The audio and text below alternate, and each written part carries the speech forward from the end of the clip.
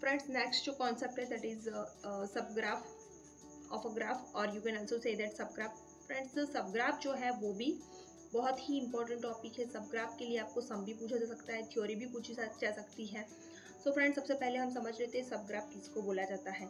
अगर फ्रेंड्स अगर हम नाम से देखें तो सब का मतलब क्या होता है कि एक ग्राफ जो मुझे दिया है उसमें से कुछ पोर्शन दूसरे ग्राफ में दिया गया है, तो हम ऐसा बोल सकते हैं कि जो दूसरा ग्राफ है वो ओरिजिनल ग्राफ का सब ग्राफ है। अगर हम बहुत सिंपल टर्म में बोले तो बस एग्जैक्टली सेम यही कॉन्सेप्ट सब ग्राफ का है। तो given to graphs G and G1, we say that G1 is a subgraph of G if the following conditions hold। यहाँ पे क्या बोला है फ्रेंड्स कि अगर हमें दो ग्राफ दिया है, दो ग्राफ दिए हैं, एक ग्राफ का नाम है G, दूसरे ग्राफ का नाम है G1, तो G1 ग्राफ जो है उसको हम सब ग्राफ बोल सकते हैं ग्राफ G का जब ये जो हमें कंडीशंस कुछ दी गई है वो G1 ग्राफ होल्ड करता है। तो all the vertices and all the edges of G1 are in G। मतलब जो G1 ग्राफ है उसकी जितने भी वर्टाइजेस है एंड एजेस है वो सभी अगर मेरे ग्राफ G में हो तो ग्राफ G1 को हम ग्राफ G का सब ग्राफ बोल सकते हैं। ये पहली वाली कंडीशन है। दूसरी कंडीशन है each edge of G1 has the same end vertices in G edge in G1। और दूसरा हमें बोला गया है कि ग्राफ G1 जो है उसमें सभी नोड्स के लिए जो भी एंड वर्टाइसिस, सभी एजेस के लिए जो भी एंड वर्टाइसिस है सेम वही एंड वर्टाइसिस ग्राफ G में भी होने चाहिए। अगर ये भी कंडीशन फुलफिल हो रही है, ये दोनों कंडीशन अगर फुलफिल हो रही है तो ही हम ऐसा बोल सकते हैं कि ग्राफ G1 जो है वो ग्राफ G का सब ग्राफ है। तो फ्रेंड्स हमें यहाँ पे कुछ एग्जाम्पल दिए हैं कि जिसके थ्रू हम और ज़्यादा डिटेल में समझ सकते हैं कि भाई सब ग्राफ किसको बोला जाता है। तो फ्रेंड्स यहाँ पे आप देख सकते हो मेरे पास दो ग्राफ है। एक ये है जिसमें V1, V2, V3, V4, V5 इस तरह से 5 वर्टाइसेस दिए हैं और ये सभी एजेस दिए हैं। ये मेरा ग्राफ G है।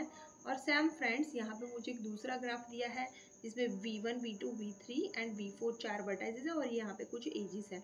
फ्रेंड्स यहाँ पे अगर हम बात करें अब ये जो G1 ग्राफ है वो G ग्राफ का सब ग्राफ है कि नहीं, तो उसके लिए फ्रेंड्स हमें ये जो दो कंडीशन हमने देखी थी सेम वही चेक करनी है। सबसे पहले तो हमें ये चेक करना है कि ग्राफ G है उसमें कितने कितने वर्टाइसेस है। तो वर्टाइसेस है V1, 2, 3, 4 एंड 5, तो वो उसका सेट हमने लिख दिया। एजेस कौन सी है तो E1, E2, E3, E4, E5, E6, E7, E8, तो वो भी हमने लिख दिया। ओके अब फ्रेंड्स हम इसकी बात कर लेते हैं ग्राफ G1 में कितने वर्टाइसेस है V1, V2, V3, V4 and edges की बात कर लेते हैं जिसको हमने E1 नाम दिया है और वर्टाइसेस के सेट को हमने V1 नाम दिया है। E1, E2, E8 and E5। तो फ्रेंड्स यहाँ पे आप देख सकते हो ये ग्राफ G1 में जितने भी वर्टाइसेस है वो सभी ग्राफ G में भी है, तो ये एक कंडीशन फुलफिल हो रही है। अब ग्राफ G1 में जितने भी एजेस है वो भी मेरे ग्राफ G में है। अगेन ये दोनों कंडीशन सेटिस्फाई हो रही है फ्रेंड्स। ओके अब ये दो कंडीशन सेटिस्फाई होती है बट उसके साथ में मुझे ये भी चेक करना है कि ग्राफ G1 में हर एजेस के लिए जो एंड पॉइंट्स है वही एग्जैक्टली ग्राफ G में भी होने चाहिए। तो फ्रेंड्स यहाँ पे आप देख सकते हो कि E1 एज के जो एंड पॉइंट्स है वो है V1 एंड 2। ये फ्रेंड्स बाई डायरेक्शनल है इसीलिए V1 एंड V2 दोनों E1 के लिए एंड पॉइंट्स हो गए। तो E1 के लिए यहाँ पे भी V1 and V2 and points है। E2 के लिए है V2 एंड V3, तो यहाँ पे भी सेम V2 एंड V3 है। एंड E5 के लिए है V1 एंड V4, तो यहाँ पे भी आप फ्रेंड्स देख सकते हो E5 के लिए है E1 and V4, sorry V1 and V4। और फ्रेंड्स यहाँ पे आप देख सकते हो कि E8 जो है उसके लिए जो एंड पॉइंट्स है वो है V3 एंड V4, तो यहाँ पे भी आप देख सकते हो फ्रेंड्स V3 एंड V4 जो है E8 एजेस के लिए एंड पॉइंट्स है। सो फ्रेंड्स यहाँ पे ये जो सेकंड वाली कंडीशन है वो भी सेटिस्फाई हो रही है। That's why we can say that graph G1 is a subgraph of graph G। So I hope so friends subgraph का जो कॉन्सेप्ट है वो आपको बहुत अच्छे से समझ में आया होगा। फ्रेंड्स ये बहुत इंपॉर्टेंट क्वेश्चन है जो आपको मोस्ट फ्रिक्वेंटली हर एग्जाम में देखने मिलेगा। तो फ्रेंड्स अगर आप ये दो कंडीशंस को लेके चलते हैं तो आपके लिए सब ग्राफ का कॉन्सेप्ट है जो बहुत इजी हो जाएगा। Thanks for watching guys.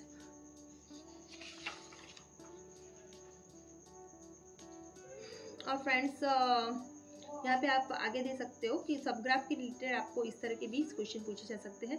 जैसे कि मेरे पास ये एक ग्राफ है जिसका नाम है ग्राफ जी, और ये ग्राफ जी में से मुझे ई जो है, ई क्या है फ्रेंड्स, ये एज का नाम है, तो वो एज को रिमूव करना है, सब्ट्रैक्ट करना है। तो जी माइनस ई का जो है कॉन्सेप्ट, तो फ्रेंड्स सिर्फ में अगर ये एज को मुझे रिमूव करना है तो ये बाकी सबका जो है वो एज इट इज आ जाएगा, सिर्फ यहाँ से ये निकल जाएगा। अब जी माइनस ए जो है फ्रेंड्स ये वाली नोड है।